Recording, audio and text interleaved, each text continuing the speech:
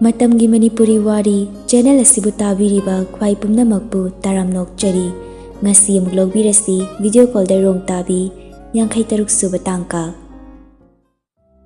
Mathangi numitni Sylvia mikap tholakpada makoktu chik lawi mamit tapna pangthorai makhutuna makokta kakak thai aduga tapna hogalai Magi table paringda lingduna thamlamba yulikni mayamdo amatta leiramdi Churupsu amatta leiramdri tumba haurakpagi singdriba mit adu khangsing singatkhre Mamit laukthokna koyeng yengi table da chi machet ama leibadu uraduna lauraga karino haini yenglai khui sit nana yamna su chawdaba yamna su piktaba miyai oirap tawba wahi khara irami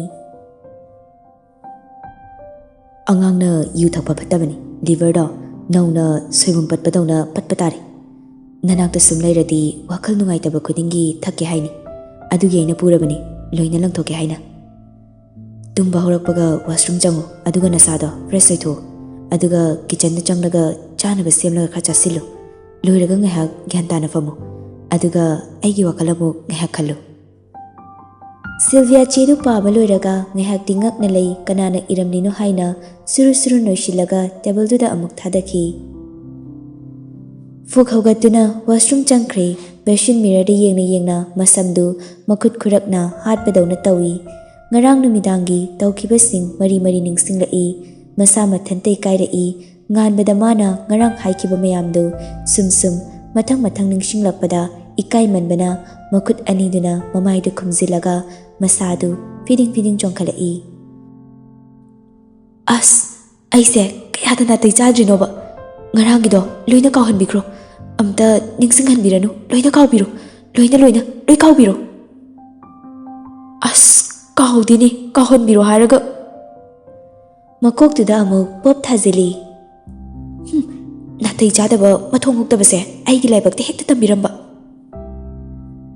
somdana chekonda thabak suba lakpasing matam khara lakhinu haibadagi kanamta laklamdri Tompok amadi Ranjit hospital da lakami nares ki phibamna ka hena sokpana saurabasu makoina pamliba adudi pangthokpa ngamdri nares ki chenthok chanchin tawbana Ranjiti machagi masak uraga helabani sauba Numidang wairamdu Sylvia mathanta tompok hoigi chekon da laklami gate londuna leirambana ma upai leiti manak adai da haifet leptuna yenglami somdana Sally college halakpadagi thaubaga koiba chatluraga halaklami Selina Tathoba kaigino handakti phone toina tawtrise Yadaba maram khra leiba adugini Kai maramge Kaisunate se Nangise atopa mukoiriro Koidimi aigidi nang leisidi atopa gamda pamjade Adudi phone toina tawro Tawroktoini Larikam ta tamningaktre nanaktoina leiningi Aibudi kaisu kaidi noi badi yam sathi haidaine Sathi rasu akhoi badagi nangna topa koigi rahabisna pakhatpaki behele Pakhat kanu aise nangi oiradabani natraga ngasi chelasiro Aibudi yareba aduda akhoi bana mo lokthokpini kanaroi Noi bana yadena amuk aiga miraramnadi aidi yarohe Babana yadrasu aidi da thawbagi lepkani Makoyani na sumna wari sana thorakpana Seligi yum yorakle Selibu thanamlaga amu chekon lomda lai laptakna urai nupi amana gate meada leptuna leibado khara kana thawgalaklaga khami Gari makholduda Sylvia son thorai thawbabu hanadagi khangba oibana kaisu khanda lei Thawbadi Sylviana asumna leirambasida ngakladuna manakta changsilaga hanglai Sylviana tro Mane Kai leirage Chekon sigi mapu tompok hairisi khangbra ma hauji kaida lege Tamo hoidi hauji hospital da leibani Tamo tompoka kai matangi Kaisnate chalage Hairaga Sylvia chatkre thawba ngakni yenghawi asumna Numitu sahokre mathangi numitni Sylvia college laklami chemistry class leraga zoology practical tawni haiduna matam ngahak ngaiba oina lampakta famduna wari taurami.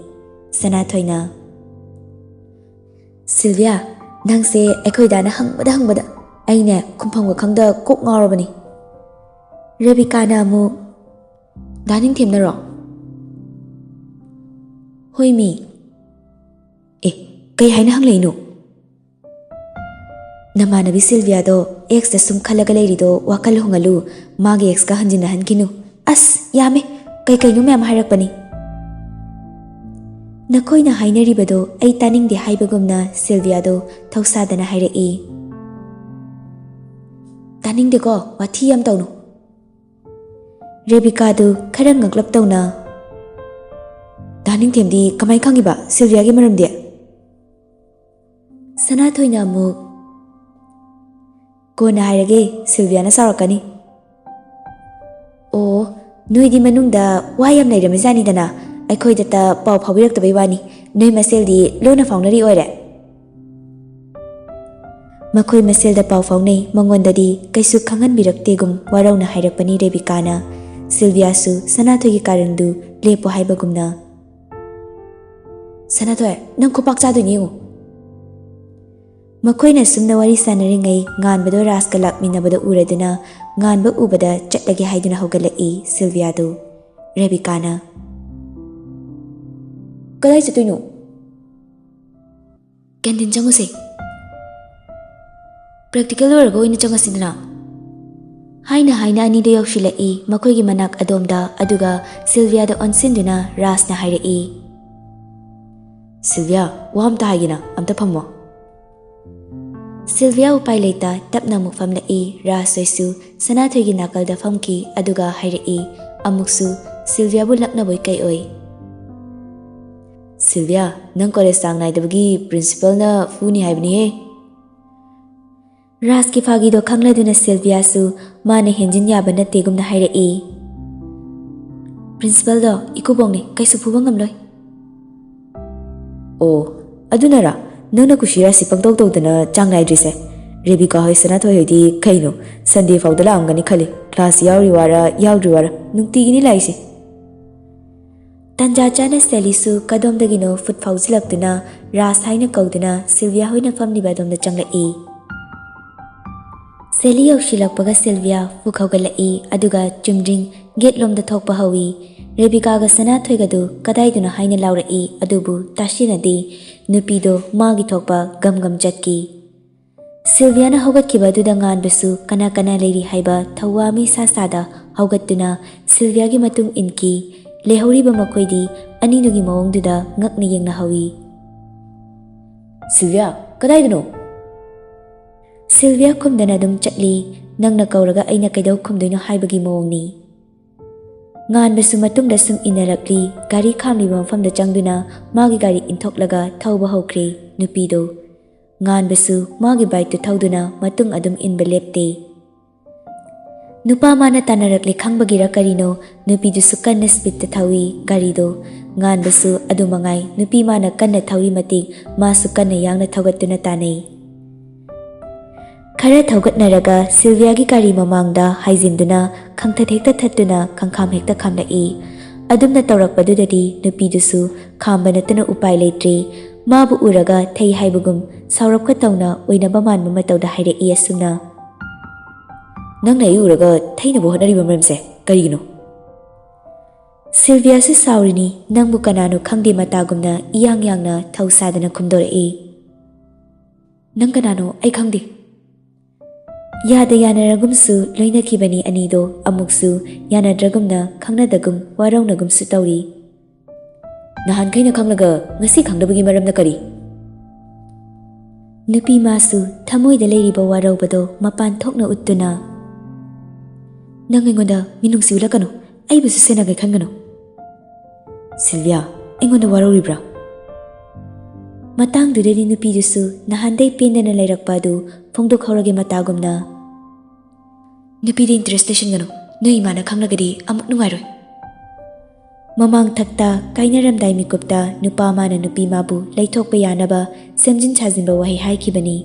Asimak ngasisu kauramda nupi mana hairakpasidadi nupado khumpham hek khangde magi paukum laitragum tumin yengli mabu.